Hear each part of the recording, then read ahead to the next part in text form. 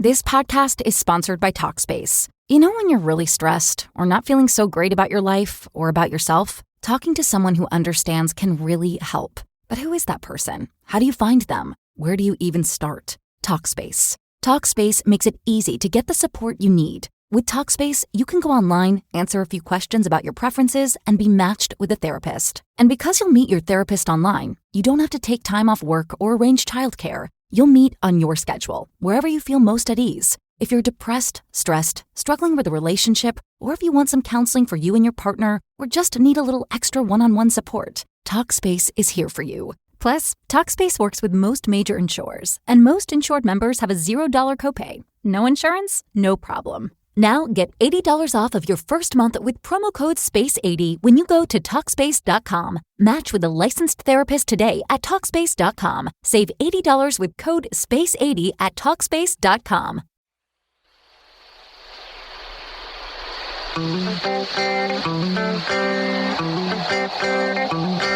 You're in a good place now. Relax, breathe, smile. You've entered into your element, the home of origin, the home of intelligence and beauty, where relevant topics are discussed, where what you think counts, and where superior is the norm. You are listening to Perspectives with Ashley Burgess. Welcome back live to Perspectives, and I'm your host, Ashley Burgess. You know, tonight we're getting and we're giving authentic perspective on what's the right age to find true love. You know, this is an age-old question that I know that we've been asked, we've thought about a zillion times.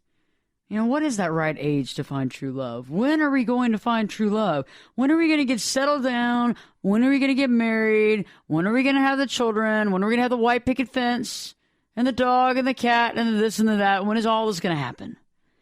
And I think it's funny because a lot of people get very stressed out. Some people even have an aneurysm almost over the fact of if they're actually doing all this on the right timeline. Like there's some sort of timeline. And maybe there is. We'll talk about this later on through the hour because maybe there is a time when we should have found true love.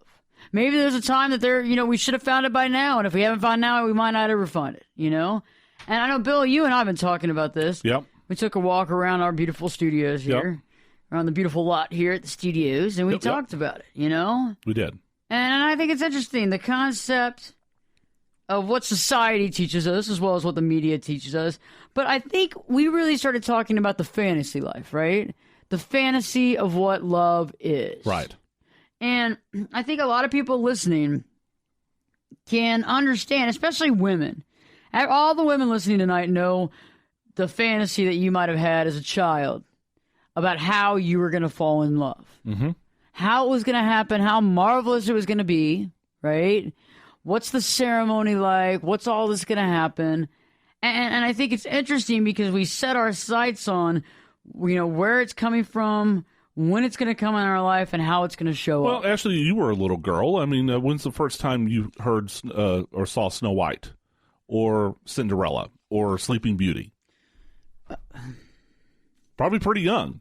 Probably. You know, I mean, you probably before you even got into kindergarten, if I had to wager a guess. Probably so. I don't remember, though. I don't remember. But, yeah, I mean, you probably remember those stories for as long as you can remember. Right? Probably, yes. And probably other, fairy tales and children's stories. The ones that we were raised on. Yeah, and what's the one of the main themes of most of them? You know, the prince and the princess. Yeah. Right? You're right. You know, and the prince, sweeps the princess off her feet. They go off to the castle and they live happily ever after the end. You know, only that's true. Only they don't come back a year later, and the prince is an alcoholic, and the princess has gotten fat, and now they're at each other's throats. And the child was never his. And right, exactly. You know, I mean, it's actually a different race altogether. yeah, exactly. Okay, how do I follow that up? I know.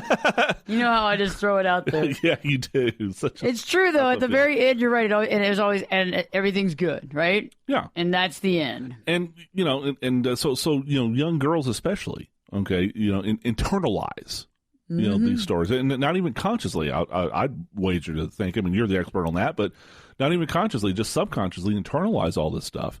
I think you're right, because, you know, I never really thought about all that. I mean, I do to a degree, you know, when I'm dealing with clients, but I never really thought about it to that degree. And I'm thinking you're right, because a lot of us were raised that way, watch these certain films, and I know that some parents didn't allow their kids to watch it. And I get it. But for the most part, it's a G-rated film. It comes in the package of something that seems okay for kids to watch, but you're not really thinking about what that means. You know what I'm saying? Like the princess she never had a career. Right. She didn't do anything but... She didn't go to college or feel the pressure to get good grades so she could go to college. Didn't feel the pressure to get into the business world and, you know, climb the career ladder. By the way, you know, also at some point getting married and having 2.5 kids and, you know, and having a full-time career at the same time. And being, like, you know, sexually alluring and funny and smart to capture the prince. Yes. You know, I remember Coming to America is one of my favorite films. Yes, and actually a movie I've seen. Oh, good. Oh, my God. Much to your surprise, I'm sure. Much to my chagrin, you've seen this. Yes, I like that. And there it is. You know, the funny thing is the character, you know, Eddie Murphy's character is being married off, you know, and to somebody that's been raised her whole life to serve him, right? And he takes her into, like, the private chambers and talks to her. And he realizes that she doesn't really have a mind of her own, right? And so he's like, okay, jump up and down on one leg, you know? And he's like, you know, turn around in a circle while you're jumping around on one leg. Bark, you know? And she's like, arf, arf, and then arf, she does it, arf, yeah. Arf. And it's funny. And he's like, you know, I don't want to do this. So he basically delays that scenario and goes to supposedly sow his wild oats, where he meets the love of his life, right? Which is nowhere near... a classical princess. Of course, now, you remember the ending of that movie, right? Where she was asked, is this being so bad being a princess? No, not really. You know, she didn't intend on being a princess, but, you know, she's not so bad, right? Right, and she's going to take advantage of it. So. And you're right, yeah, she's going to take advantage. Now she's the princess, right? Yep. And so let's talk about real-life princesses. Let's talk about that. And this is one of the things when we were around in the corner up here at the big studio lot. We were talking about that, and, you know, Bill, you actually kind of clued me in on some stuff I didn't know about Princess Diana. Right. Okay, so here is, in a nutshell, the ultimate fantasy, okay, of everybody. I mean, not just women, but everybody. But I think especially this really touched the hearts of a lot of women around the world, all right? Oh, yeah. Here's Prince Charles, okay, heir to the throne of England. Okay, rich beyond the dreams of avarice. All right, what a cushy life. You know, I mean, it doesn't really have to work a day in his life, although you know he chose to be in the Navy. But you know, he's at age 30, the world's most eligible bachelor. Literally, I mean, women would literally throw themselves at his feet. Okay, oh my gosh! Imagine being a male and women doing that, and you're supposed to remain an altar boy. You know, we don't have any realistic expectations, do we? But you know, not even going to go where I was going to go. Okay. Right? But you know, and you know, he meets this young girl who, although isn't royal, is 18, 19, fresh faced, and it turns out to be a member of the British aristocracy. So you know, she ain't, you know, from the wrong side of the tracks. She's got money. Educated in elite boarding schools, okay, and a virgin. Which, by the way, in Britain, you know, the Secret Service there will investigate potential mates to the British heir to make sure of that. By the way, yes, they will do that. They did that with Kate Middleton. Oh wow! And so, and then all of a sudden, you know, 6 months later. You know, they're engaged, and oh my gosh, you know, this shy young girl who's a teacher to children, and blonde hair, blue eyed, fair skin, and she's living the dream. She's going to be the princess and eventually the Queen of England. Amazing. And then another few months later is the grand wedding. You know, in Westminster Abbey, and the wedding dress with the train 20 feet long, and the 6 white horses with the carriage, literally. Okay, wow. you know, getting married, and there's the Queen of England, and the whole world is watching, And, she lives the dream. She marries the prince and becomes a princess. And off to the castle. Literally, yeah. Off to the castle they go. And lived happily ever after. Well, it kind of turns out it didn't happen that way because, well, first of all, he was actually in love with another woman. The whole time. And she was married, though. And she was married to another guy. We're talking about, Camilla Bowles Barker. Okay. So, but he was in love with her and having an affair with her before, he met Diana. But he did like a lot of other British monarchs. And he forsook true love, quote unquote, true love for... the monarchy. Okay. Yeah. And the British public, they're all for this, right? Because it's what's supposed to happen. And then, of course, good. 15 years later, it just the whole house of cards just collapses around everybody because it turns out that Charles was never truly in love with her. Oh my gosh. And couldn't be because he was always in love with another woman. Isn't that amazing? And all this was based, all this stuff that all these kids watched on TV, all these girls on TV watching this, it was all kind of based on a lie. Yep.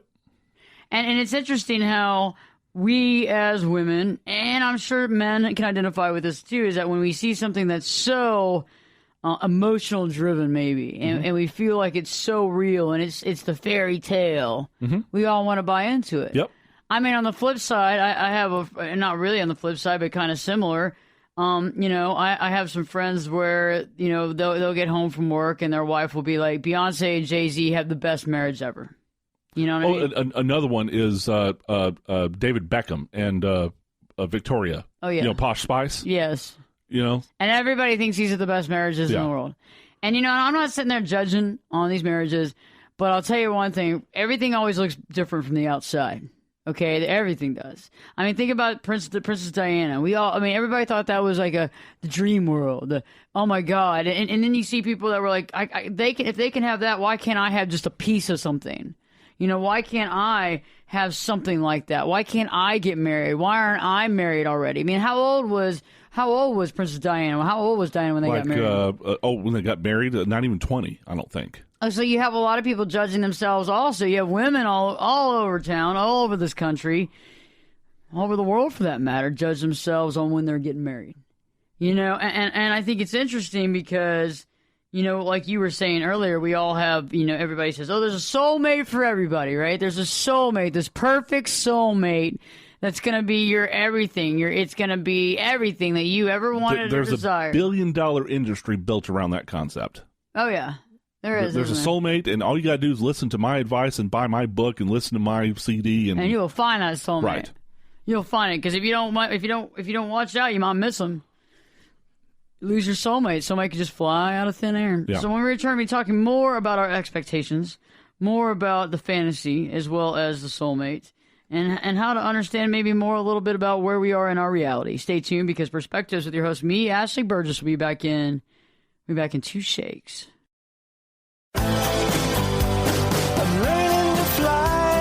Turn it up and jump in the deep end on Perspectives with Ashley Burgess. The water's warm and there's a swim-up bar. Glass of perspective, anyone? Now, here's Ashley. Welcome back live to Perspectives, and I'm your host, Ashley Burgess. Tonight we're giving and getting the authentic perspective on what's the right age to find true love. We talked a little bit about the fantasy world. We talked about Princess Diana. We talked about Charles. We talked about how that relationship ended poorly. That relationship ended with a breakup. And actually, I may be getting too far ahead of you here, Ashley, but it turns out it was a normal relationship. Over 50% of marriages end in divorce. Well, looks like they were normal, weren't they? They were half the population, yep, right? It turns out. Turns out it didn't work for them. Right. And I think a lot of times we put these high expectations on ourselves. And, I've done shows previously on this, and if you want to look for them, you can find them on AshleyBurgess.com or iTunes or Spreaker. And I know that we're past our 200th show at this time. Yay! Shameless plug. It was great, yes. And so I'm very stoked about it. And it's interesting because we put these expectations on ourselves. When we see these, quote, fantasy lifestyles, I think a lot of times it makes us feel weird about where we are in our life. And I think it's a lot. It's kind of similar, the marriage concept and the marriage and the finding true love quotient and that age, whatever denotes that age, what age that's supposed to be. It's almost the same for when women in the job world want to be at a certain level in their career and they're at a certain age. Well, Ashley, and at the risk of sounding sexist, because I think you know me, and I just want to tell our listeners, I'm not, okay? I totally believe in equality of the genders, and and women can do what men can do, and because I totally am for all that. Okay. Okay. At the same time, the old saying, the road to hell is paved with good intentions. Okay. So I think there has been a downside to the whole women's liberation / feminism movement, is that it's created unrealistic expectations, because what's the bar, the role model. Well, it's the woman who can have it all: the career, the 2.5 kids, the husband, the marriage, other, the love, the house, the white picket fence, everything. And honestly, to all our listeners right now, most of the time that doesn't exist. Most of the time. Now, some very talented, unusual individuals maybe can juggle all that. But to what degree is it? Right. You know what I mean? Right. Like we read too much into it. So you were talking earlier on break about an article that one of your friends has saw in the past, and it was all based on this woman that had it all. She was a doctor, and she had kids, and she did all this philanthropy, and she did all this work, and she was a pro tennis player, and this and that, and married, and a lot of times we read all into this, though. Yeah. We don't really think that maybe she only works 10 hours a week. We don't think about the fact that she has 2 nannies. Yeah. I was going to say, take care of the kids. Because I told you that I know someone who knew her, and it turns out she only worked 8 hours, like twice a week, 4 hours at a time. So of course she has all this time to go do all this other stuff. And she's got nannies to take care of the kids. Yeah. Sure, she's got time to do this and that, but a lot of times we read into it and we feel like we have to be Superwoman.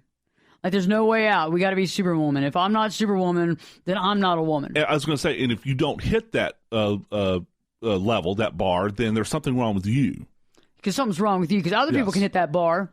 Because we assume that other people are hitting that bar. We assume that other people are doing what we're doing, right? And so for everybody out there that's listening that has a career, that you're working 50, 60 hours a week, don't think that that's the norm. Okay, don't start thinking that what you have going on is small potatoes. Because I think a lot of times we like to give ourselves, basically look at ourselves and say, we're not that good. Writing off things, looking very closely at things. It gets down to the point where you're over there checking out that one little acne thing you have on your face and you're pointing it out to everybody. Look at this, I have a third eye. Right. And it's like, you're not doing this to other people.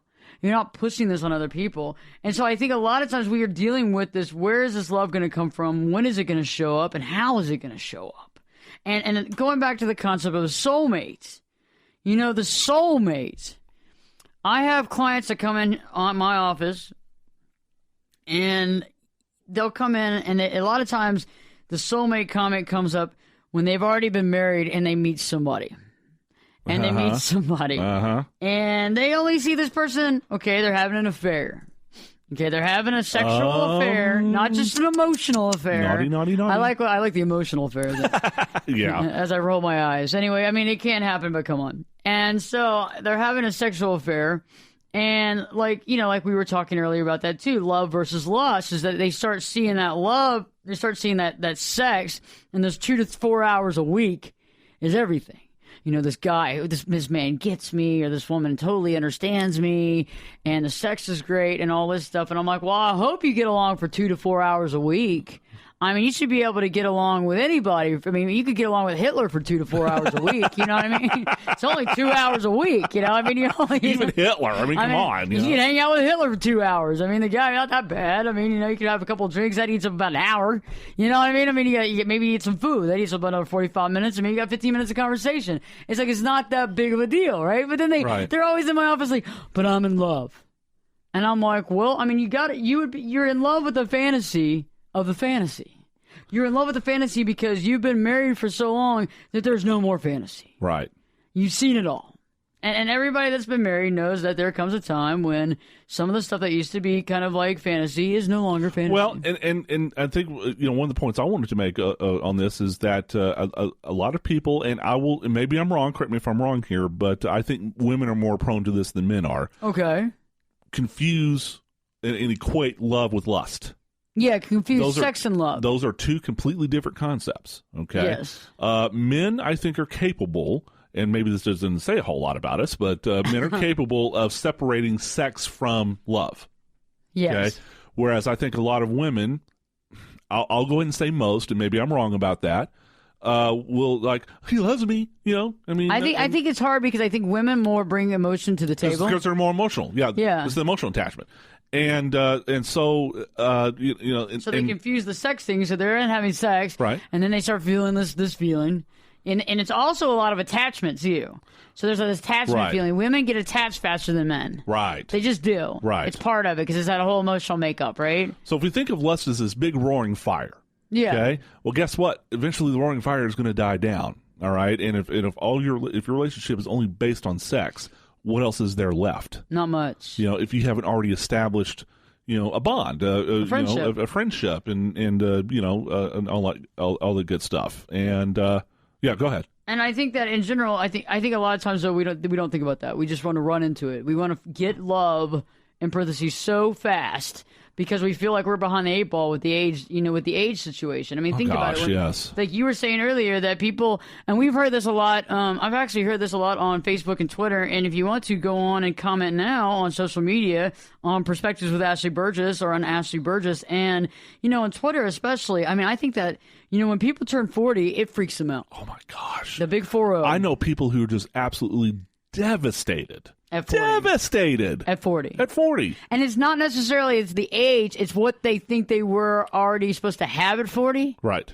So I know I've noticed it at 32, by the way, but yeah, 40 is a big age number. Oh, I have clients that come in here that are turning 40 or even some that are turning 30 that don't understand why they're not married yet. Why haven't I met the right guy?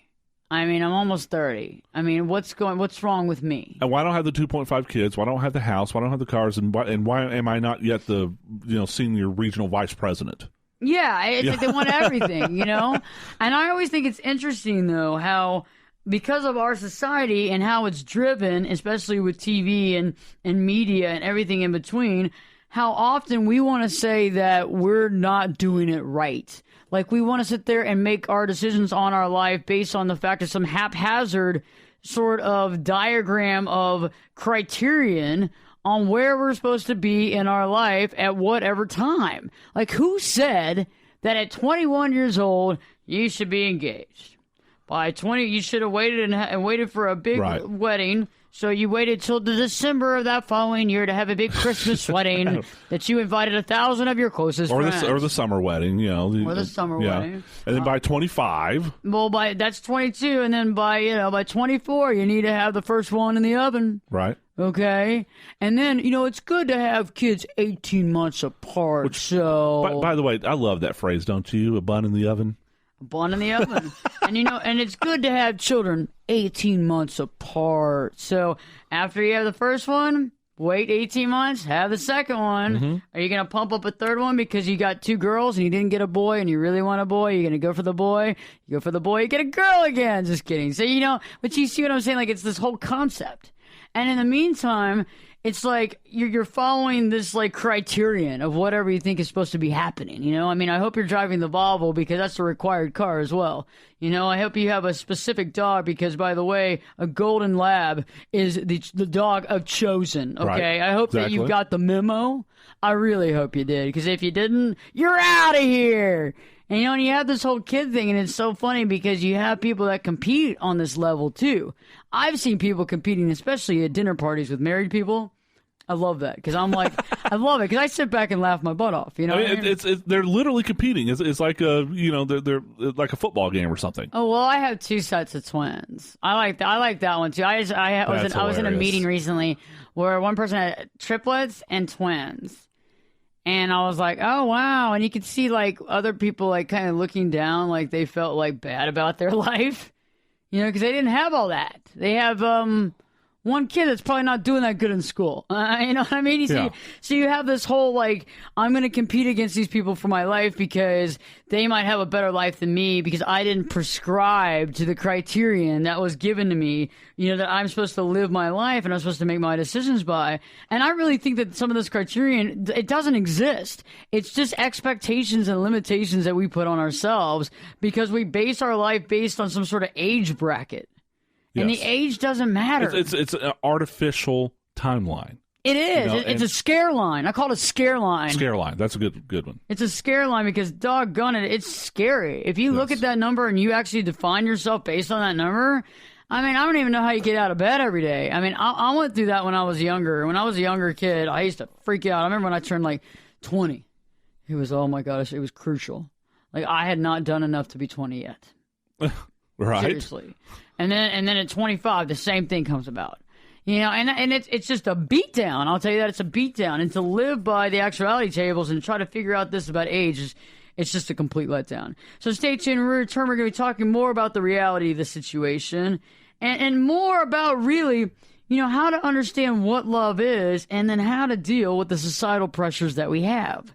So stay tuned because Perspectives with your host, me, Ashley Burgess, will be back in 2 shakes.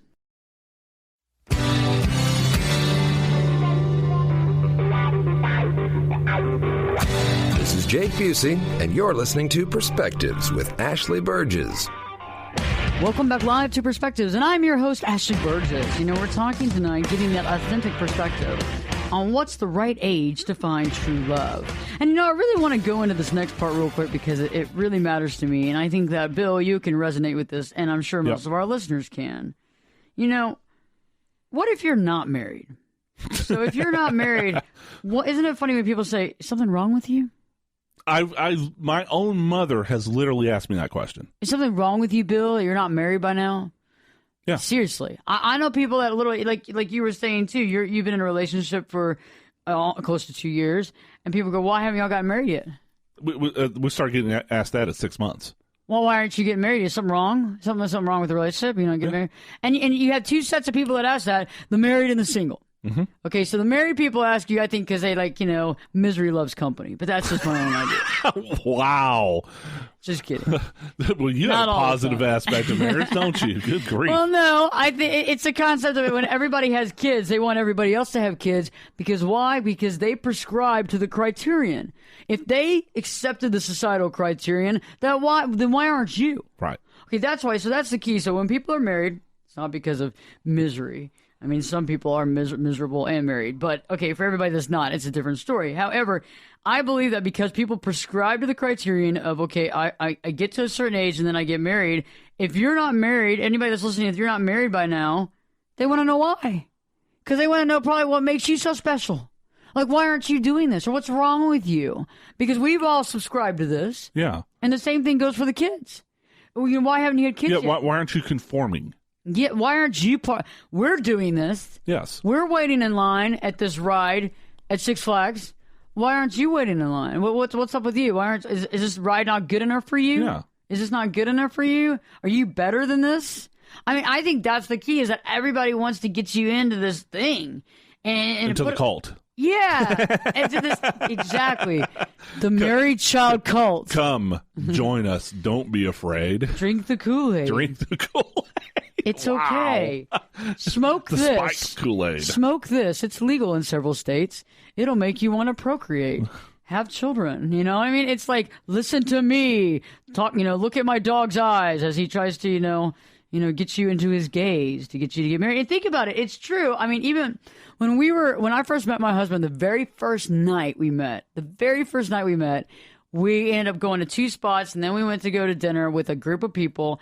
And when we were talking, and the waitress came by and looked at us and goes, y'all are the cutest couple. When did y'all get married? the first night you met. That's awesome. We had known each other for an hour and 20 minutes. Okay? A full hour and 20 minutes, and I got somebody asking me how long we've been married. Okay? The funny thing is that 6 months later, after we got engaged, we went back to that same restaurant, and we told the lady that we had gotten engaged, and she looked at us like she didn't know who the heck we were. She's like, well, I'm happy for y'all, but she didn't even remember us. And that kind of goes to show you about how important outside perspective is. Outside perception is hilarious, because people can make these comments to you, and it might not even mean that much. Coming from your mom, it might mean something. However, it's based on their own issues, right? I mean, like, my mom never wanted to push me into marriage because she never wanted to push me into marriage. She never wanted to push me away from it or push me into it because she knew I had to make my own decision. And she believed that I could make my own decision. My dad didn't care one way or another, so he never really talked about marriage or anything like that. I mean, he just didn't, it just wasn't a big deal. I mean, he's probably too busy, dealing with his own life. Well, my mom always pushed marriage on me because she wants grandchildren. Oh, okay.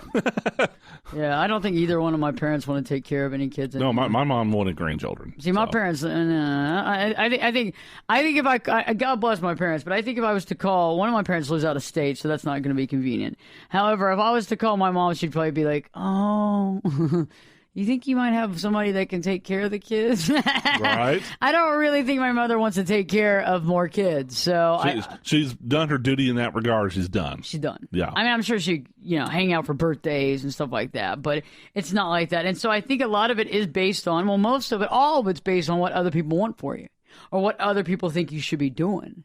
And I think it's funny that we live our life a certain way, but when it comes to the marriage quotient and when should I have found true love and what year should I be in love and how should I be in love and where should I be in love and how should this love look? How should it look to me? How should it look to the outside world? How should people feel about it? How should I feel about it? Is it a soulmate? Is this my one and only chance to have love? Is this all I have? God bless. I mean, all that stuff going on in your head at one time, it'll blow up. I've seen someone's head blow up. Literally? No, but wouldn't that be wild if it's like an atom bomb? Boom, boom. Yeah. And you go, oh, there's a lot of dry cleaning involved. I was going to say, there's, I hope you have a strong stomach. There's a lot of dry cleaning involved. A little bit of that free breeze might go a long way. Yeah. I think I might need something a little more stronger than that. But yeah, and that's the key is that we start taking on these titles and these roles. And I have a lot of friends that are single that are in their 40s. And the interesting thing, though, is I think that they start... Very, very quickly, interrupt you. Have they ever been married before, or they're single but divorced now? Some of them never been married. Okay. And that's the key. That's a hard key because a lot of times people put this assumption that if they haven't been married by a certain time, it's not going to happen. And you know people like that. Yes. And they even talk about how it's not going to happen. Yep. I used to talk about that before I met Jen. No, it's never going to happen. Yeah, and I figured that because here's the thing, a little bit of my backstory. My parents divorced when I was 8 years old, and it was a very bitter divorce. Okay. A lot of bad stuff went on there, and I can remember how it affected me and my brother. And I guess I just got to the point, as a young person where I was like, if this is what marriage is, then maybe I don't want it.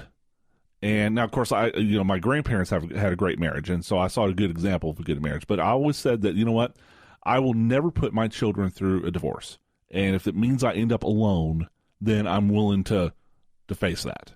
And you're willing to deal with that. Yes, and so I even walked away from engagement. Because you knew it wasn't going to work out. Because I knew it wasn't going to work out.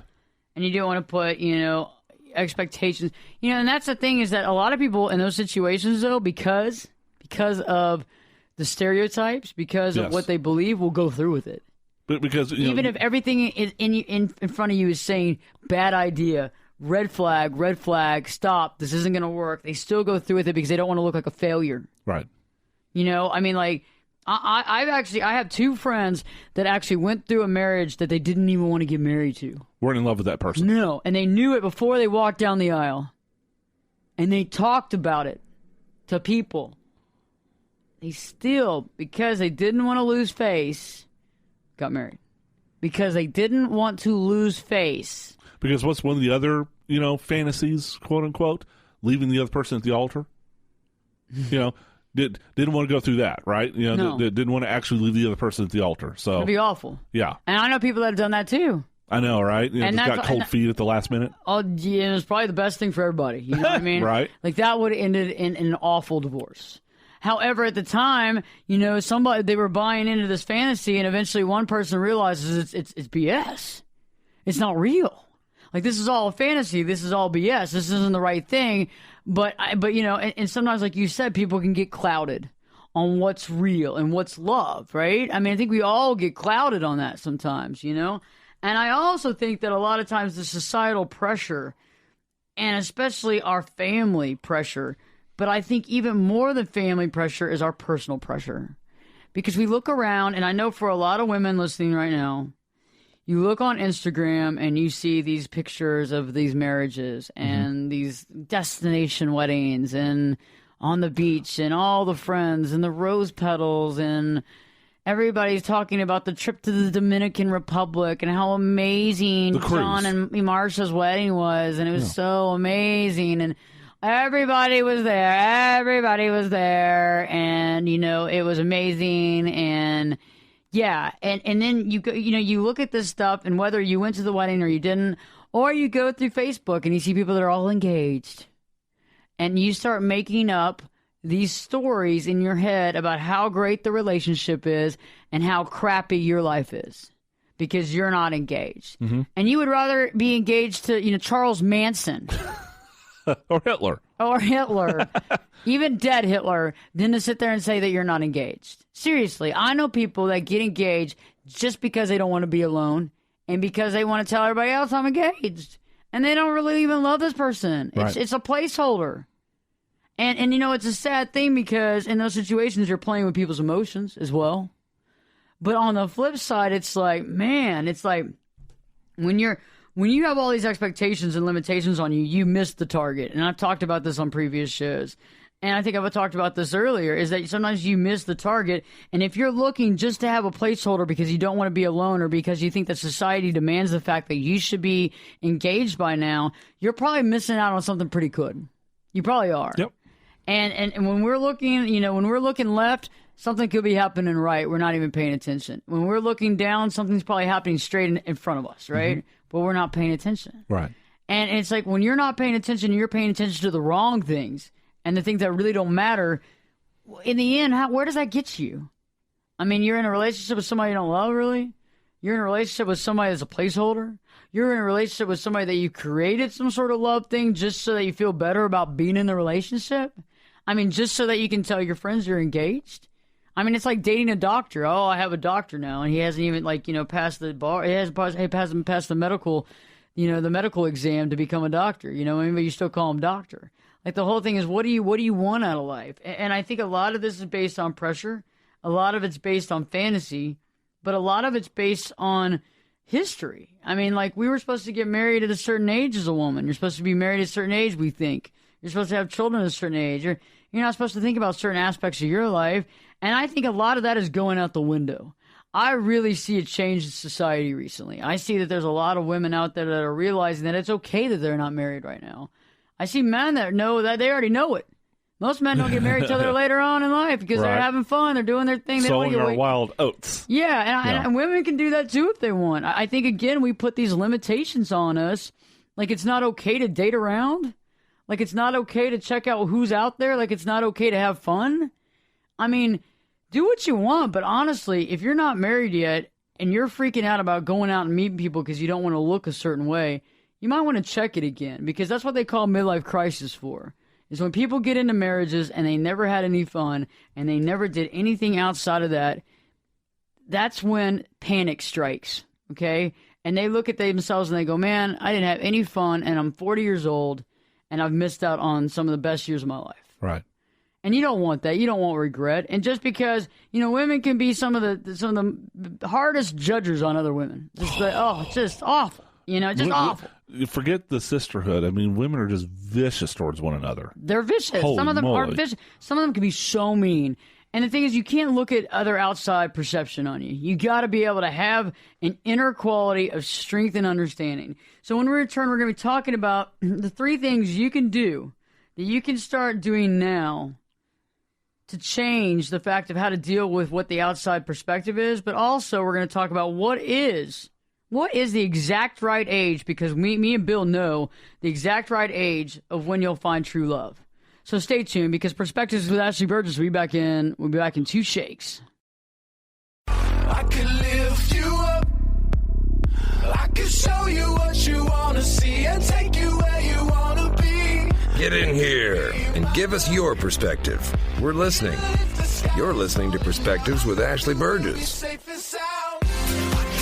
Welcome back live to Perspectives, and I'm your host, Ashley Burgess. You know, tonight we've been talking about the authentic perspective when it comes to what's the right age to find true love. You know, I think it's interesting because it's something that I've asked myself before. You know, we're taught when we're supposed to settle down, when we're supposed to get married.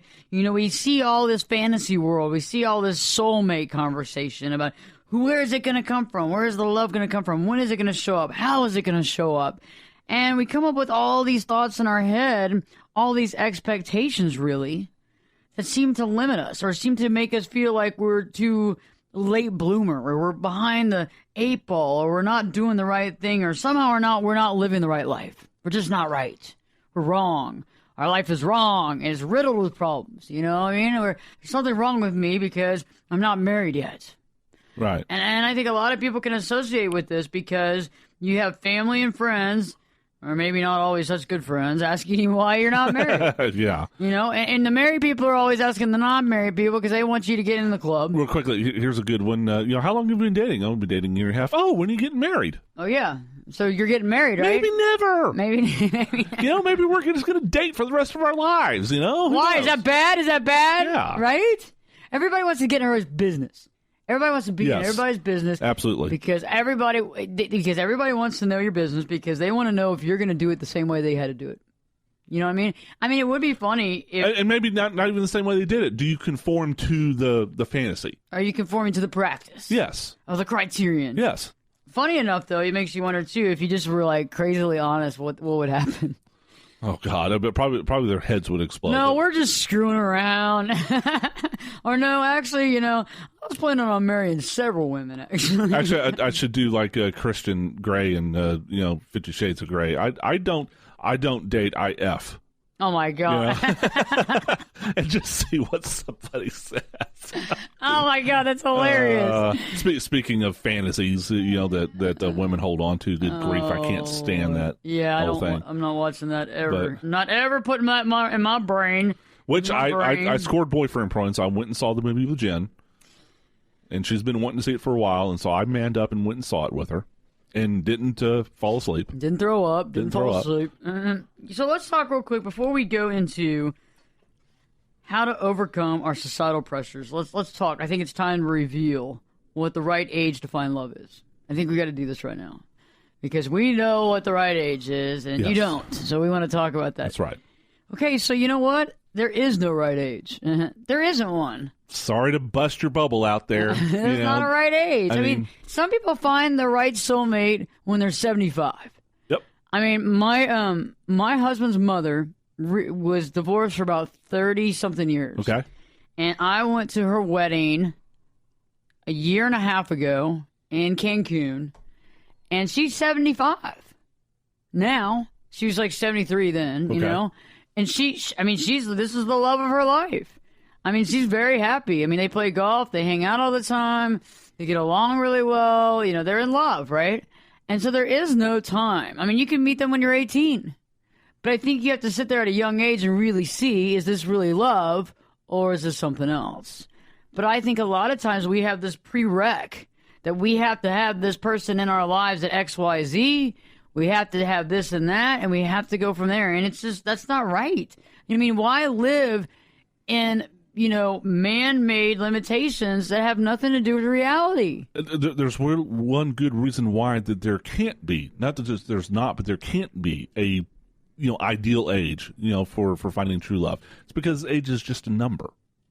Okay? It's just an arbitrary time that somebody just, put on a blindfold and played pin the tail on the donkey. And, okay, by age 20, you're supposed to do this, and age 25, you're supposed to do that, and age 30, you're supposed to do this. I mean, somebody just picked round numbers. Exactly. To do all this stuff. And what if you're 33? Or how about 27? Or how about 42? Off round numbers. Well, I mean, it's like, does that make it any less true love?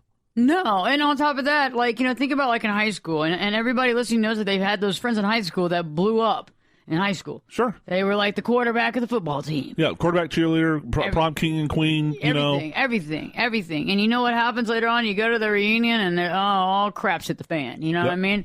And the best years of their life was in high school. I mean, I would rather be a late bloomer when it comes to love than to get married in a marriage that I'm not happy with, or to get married and have to get divorced, or live a lie, or have to cheat, or do whatever all the time. Or on the flip side, I'd rather be a late bloomer and know it, instead of sitting there putting all this judgment on me because I'm allowed to be whatever age I want to be when I get married, or even if I don't get married. But the thing is that love can come at any time. And it doesn't mean that you have to be 22. Right. I mean, I wasn't one of those early bloomers. I was friends with everybody in high school, and I was cool in college, but I always looked younger than I was. Mm-hmm. I mean, when I was in high school, I looked like I was in elementary school. I mean, it just is what it is. And thank God, because now I look younger now. However, I think a lot of times people judge themselves on this age thing, right when they get out of college, that they're supposed to have everything figured out. And the man from Cinderella, or the man from this, supposed to be there, you right. know? And where are they? Dudley Do-Right, you know? Yeah, it's like, where are they? And the soulmate thing, like you're going to love everything about that person. No, you're not. I just want to make that very clear, is that there's no perfect person out there, right? You're not perfect. I'm not perfect. There's no perfect person. You know, I will say that the soulmate doesn't exist. Okay, that's just another fantasy. You know, I mean, the whole story behind that is that there's a soulmate out there for everybody. You know, and you just have to go out and find that person. And supposedly, when you run into that person, it could be on the street, at work, at a bar, or whatever. Oh my God! Oh, the unicorns and rainbows. The heavens open up. The Hallelujah chorus, goes off. The angels and the trumpets and the And in the meantime, you're sitting there, and there's this perfectly compatible person sitting right next to you, and you just let it go by. Ashley, don't let perfect be the enemy of the good. I agree with that. That's a great statement. A lot of times we want everything to be perfect, and people live this in their own life outside of the marriage quotient, outside of the marriage question. When we try to get into that perfect zone, we don't do anything. We stop action. We get freaked out. We don't know what to do. Or we judge ourselves over and over again based on something that doesn't have any reality. So let's talk about the 3 things you can do to overcome the life map and the outside pressure that we get when you're single. When you're single and you're looking for love. When you're in the process of not finding it yet. Or you're in the process of living your life and just living, and you have constant pressure. We first have to let go of outside expectation. We have to let go of what the outside is telling us we have to do. Okay, because I know one thing is that nobody knows what's best for me but me. I know that for a fact, okay? I mean, I just know that. And anytime somebody tells me that they know what's best for me, the funny thing is they normally don't even know you that well, okay? But they got all the answers for you, I mean, it's like the idea of somebody trying to tell you to move out to the burbs and do this and that, and you're like, well, my office is right downtown. I'd just rather kind of stay out here. Maybe you should move out to the burbs. Maybe you should do that. Maybe that's what you should do. And I think a lot of times you got to look at where comments are coming from the outside. And why would they be delivered in such a way? I mean, don't always think that it's always about you, because normally people ask questions based on something that's happened to them. For example, the people that normally ask you when you're going to get married, or have you thought about getting married, are the people that normally had the worst marriages or are divorced now. Or we're unhappy. Mm-hmm. It's not the most happiest people, because they don't really looking at you. They're not trying to focus on you, okay? Right. They're not over there focusing on you because they got a life. I mean, I even know people's parents that they don't, one way or another, but people that really, really wanted something that they maybe didn't get in their life, they're going to try to push that for you. Just like, trying to teach the kid how to be a pro player, right? At the young age, like Tiger Woods and all this stuff. You know that their parents wanted that. Michael Jackson. They wanted that. Their parents wanted that. Yes. And they were going to get it. They're living vicariously through the child. Yeah, they're going to push that kid because they want it. And that's the same thing. And so you get to step back. If it's a parent, if it's a friend or a coworker that happens to be married that's asking you why you're not married, think about it. Let it go. Don't take it personally. Just be like, hey, I'm not. About the kid thing. Maybe you're married, but you don't have kids right now, and everybody wants to know why you don't have kids. What's up with the kids? There's no formula for this, and just because they have kids doesn't mean that they're doing the right thing. I mean, sometimes some people might not even have children. It's okay. It's like we've been taught that we're supposed to get married at this age and have all these kids and do all this stuff. But I don't think that's the case at all. I don't think that's the right perspective at all. I think that's if you want it, but I don't think I would pigeonhole myself and expect things to happen a certain way. And if it doesn't, I have like a load of regret. Yeah. I mean, because that adds to regret in your life. You know, the second thing I would do is cease trying to explain myself. I would cease trying to explain myself. Okay? So when other people are asking you these questions, you don't even have to explain anything. I mean, seriously, you don't. I mean, why you don't want to have kids? Really? Or why I haven't had kids? Really? I mean, you know, if you think that the person's worth explaining to you, but don't be over there trying to explain something when they don't deserve it. I mean, you know, it's to me, it's like trying to explain a come to Jesus conversation when you had Jesus come to your presence and you actually met with Jesus and you try to explain that and people are going to sit there and they're going to question up and down. You'll have a few people that go, wow, that's amazing. And the rest of the people think you're crazy. Prove the holes in the hands, you know? Yeah, the doubting Thomases. Let me see what you saw. You know what I mean? And there you are trying to prove something that happened. Okay, but now it's no longer about the coolness of the experience. Now it's about, I got to prove that I'm not crazy. Okay? Stop trying to explain yourself. It doesn't help anybody. All it does is make you look like you're insecure and you don't know what you want. And also, what does it matter what they care about? What does it matter what they want for you? It's not you, right? I mean, it's not you. And nobody has to. So if they want you to get married, great. What if they had to live their life? What if they had to live your life? What if, you know, if they want you to have kids, they're not going to be over there at your house taking care of your kids all the time. They're just not. Okay? So, I mean, stop thinking about what everybody else wants and start trying to figure out what you want. And I think that's the big deal right now is that a lot of people put all these expectations on them without really honestly thinking, what do I want in my life? What am I willing to deal with and what am I not going to deal with at all? And last but not least, we have to stop with the expectations of ourselves and let our own love in. You know, because when we stop our own expectations with ourselves, we allow ourselves to love ourselves, to not judge ourselves, to not put ourselves down because we feel like we're behind the 8 ball. You know, also, when we stop with our expectations, we stop expecting things to happen a certain way, and we allow serendipity and things to happen that would not necessarily happen because we have these blinders on. We have this X-ray vision, this tunnel vision for this exact thing that might never happen. And a lot of times, you know, you can't sit there and just prescribe an exact lifestyle and think it's going to happen. Everything down to the dress. You know, it's like looking at certain weddings and going, I want my whole wedding to be like this. I want my marriage to be like this. I want my kids to look like this. I want to do that. I mean, that is so much judgment and so much expectation that nobody can really come out to the other side in a positive way from it. Because it's never going to be exactly what you want. It's never going to be that Cinderella story. It's never going to do it.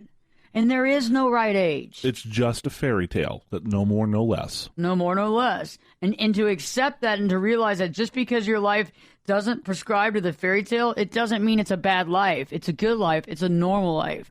It's normal to not have the fairy tale. The fairy tale is the opposite of normal. It is not real. Okay? And so no matter what we've been taught throughout our life, understanding that it's not real and to try and to stop trying to jump up to that level that doesn't exist. You're only looking for heartache and sadness. That's all that happens because it's not there. You can find love. And if you want to get married, you can. And if you want to have children, you can. But in the end, just realize that it's about you and there's no exact age. There's no exact right way of doing it. It's your way. So you got to have your own idea and you got to have faith in yourself that you will understand and power within yourself to accept it. Great show. Thank you very much, Ashley. It was a lot of good stuff. Awesome. Take care, and remember, it's your life. Cease the expectations. Perspectives with your host, me, Ashley Burgess, will be back this time in 3 shakes.